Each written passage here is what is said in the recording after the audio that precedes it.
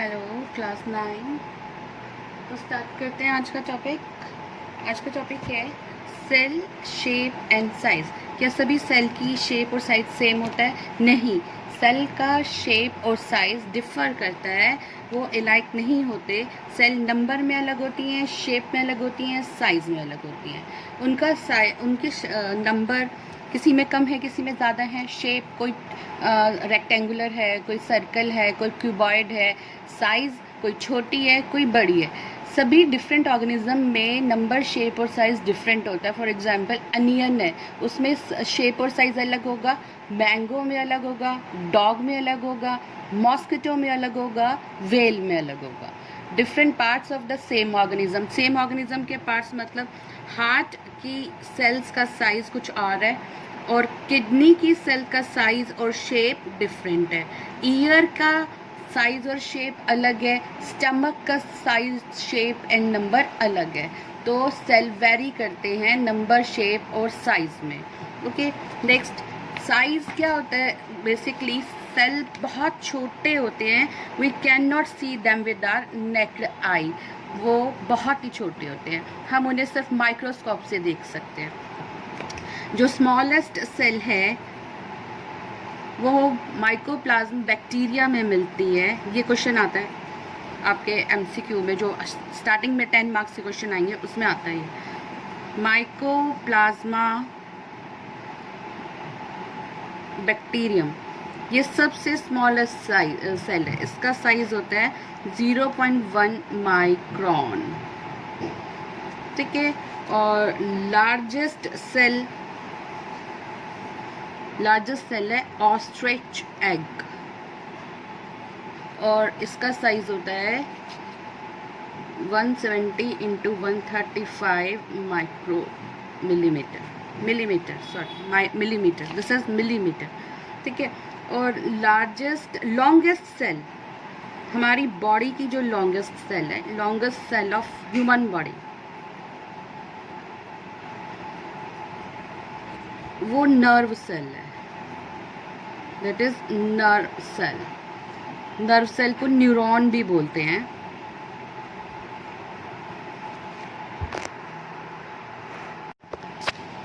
So next topic is cell shape.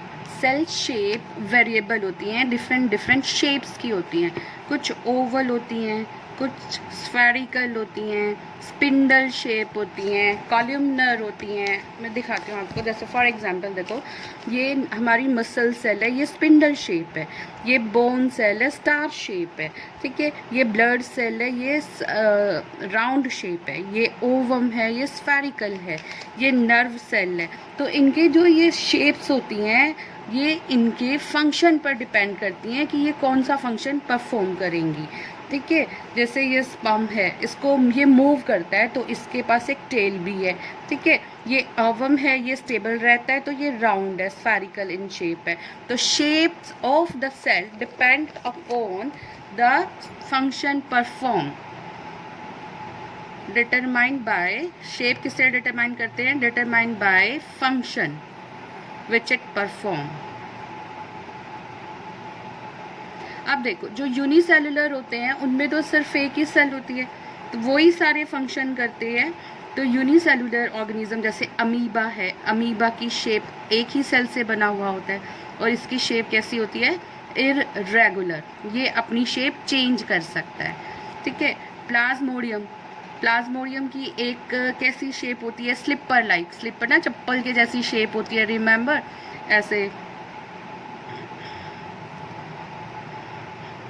ऐसी shape होती है प्लाज्मोडियम की। ठीक है, तो डिफरेंट ऑर्गेनिज्म की शेप, उनके जो सेल्स हैं उनकी शेप फंक्शन पर डिपेंड करती है। Multi cellular organism, multi cellular जैसे हम लोग हैं, तो हम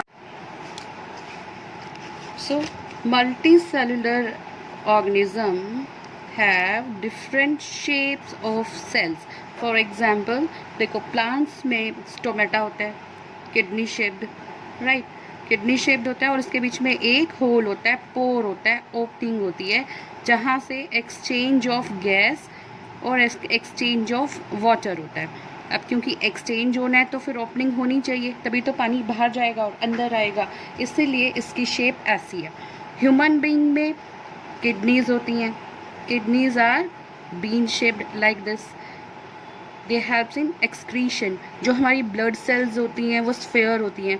अब ये स्फेयर क्यों होती हैं? क्योंकि इनमें एक हीमोग्लोबिन होता है जिसमें ऑक्सीजन अटैच होके पूरे ब्लड में जाती है, तो बहुत ज़्यादा ऑक्सीजन अंदर जाए चारों तरफ से, इसीलिए ये स्फेरिकल होती हैं।